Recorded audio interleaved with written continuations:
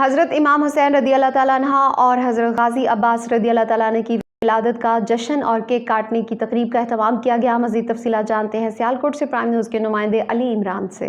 میں اس وقت موجود ہوں قدیمی امام بارگاہ چٹی شہاں قصر ابو طالب میں، جہاں پر آج حضرت امام حسین علیہ السلام کی ولادت و سعادت کے حوالے سے جشن کا اہتمام کیا گیا ہے۔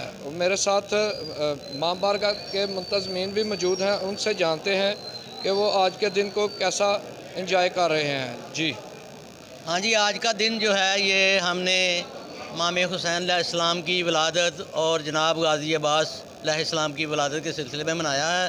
تو یہاں ماشاءاللہ کافی ذاکرین اور عالم دین یہاں پہنچے ہوئے ہیں، انہوں نے خطاب فرمایا ہے۔ تو ہم اس سلسلے میں بہت راضی ہیں، بہت خوش ہیں، اور یہ امام بارگاہ قصر ابو طالب میں ہر سال ایسے ہی تقریب ہوتی ہے اور انشاءاللہ ہوتی رہے گی۔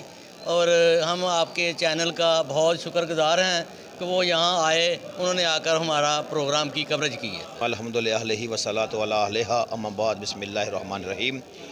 ماہ شعبان المعظم اپنی پوری انوار تجلیات کے ساتھ اس کائنات میں جلوہ فکن ہے۔ اس ماہ مبارک میں اللہ نے پوری کائنات پہ احسان عظیم کیا ہے کہ امام حسین علیہ السلام جیسی ہستی کو کائنات میں بھیجا، جس کی وجہ سے پوری کائنات کو عزت ملی اور دین اسلام کی بقا ہوئی۔ اور یہی وجہ ہے کہ اسی ماہ کی 15 تاریخ کو 15 شعبان المعظم کو سرکار حجت اللہ صلی امام زمان علیہ السلام کی آمد ہے۔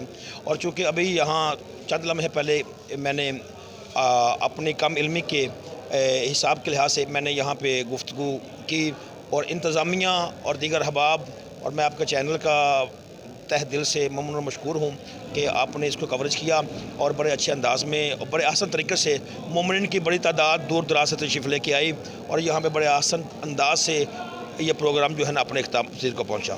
والسلام ورحمۃ اللہ وبرکاتہ۔ کا زیب و زین زندہ ہے، فاطمہ کا چین زندہ ہے، مت پوچھ ان بے زباں کتابوں سے، جب سنو اذان تو سمجھو حسین زندہ ہے۔ بہت شکریہ علی عمران، تفصیلات سے آگاہ کر رہے تھے۔